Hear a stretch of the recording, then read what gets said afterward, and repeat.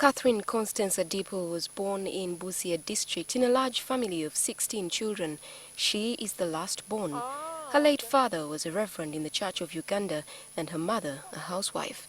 She wanted to be a lawyer since most of her brothers were lawyers, but things turned out differently. During Amin's era, my brother was the chief magistrate of Uganda Road at that time, was persecuted. So the whole family had to flee to Kenya. So my parents said, no, you have to look for another vocation because it seems being a lawyer is it's not a safe profession. But it was clear at school that she was drawn more to sports, and at one time she was the captain of the national volleyball team. She also served as the games mistress and football coach at Makerere College School. So one day I was in Achibo sitting at a bench as a coach. One of the celebrated referees spotted me and said, "A woman coach, you must become a referee." So I joined refereeing, and I went on to become a FIFA referee, the first in East Africa. Catherine's family never stood in the way and supported her decision to join the sporting world. I mean, they said, okay. And then they said, Charlotte has been a tomboy. She can handle. She does not recall ever regretting the decision to join this male-dominated field, but there were some cynics who doubted she would succeed. When they said I won't manage, I said, you said I can't manage. I'm going to show you I can manage, and I'm going to be better than you. She is married with 2 children aged 24 and 16. I asked if her husband had any fears marrying a woman who heartily loved sports. He never expressed his fears if he was, because actually when he got me, he was always finding me in the company of men. So maybe if he had any reservations, he could have stopped there, and then I say, this woman whom I'm always finding with men, how will I handle? But it seems he was okay with it because he went ahead, got married. Many of Catherine's contemporaries in sports circles remember her as a very tough woman. Up now they say, that woman is tough. How do you even start conning her? I don't know. I don't know what's about my demeanor which makes people think I'm tough. Our conversation then shifts to accusations against referees for poor officiation, which sometimes leads to chaos on the field. The laws of the game are changing daily. Every year we are getting amendments for offside. How many of them know the new amendment for 2014, 2015? Okay? So, of course, a player wants to win. Okay? So, he'll have to look for a scapegoat. A coach wants to win. He has to impress his bosses. Which is the best scapegoat? The referee was biased. I asked Catherine to explain what her role as a referee entails. Okay, a referee is like a judge, maybe more than a judge, because for a judge there's an appeal.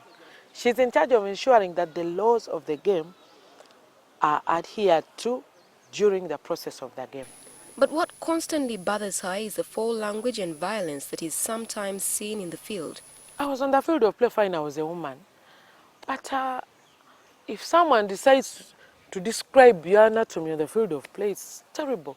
And we have kids, and we've had instances of referees being beaten, being molested, and She qualified as a football referee in 1989 and went international in 1995, but she quit active refereeing in 2006 following an injury during a fitness test. She immediately signed up for an instructor's course with the Federation of International Sports Association, FIFA, and became an instructor with the Confederation of African Football, CAF.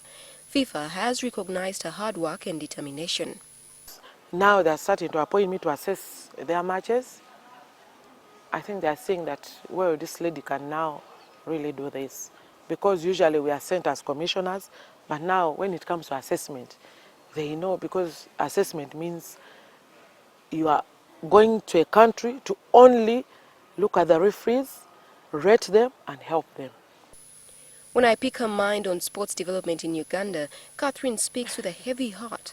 She is clearly disappointed. It's growing like all industries, but a lot needs to be done.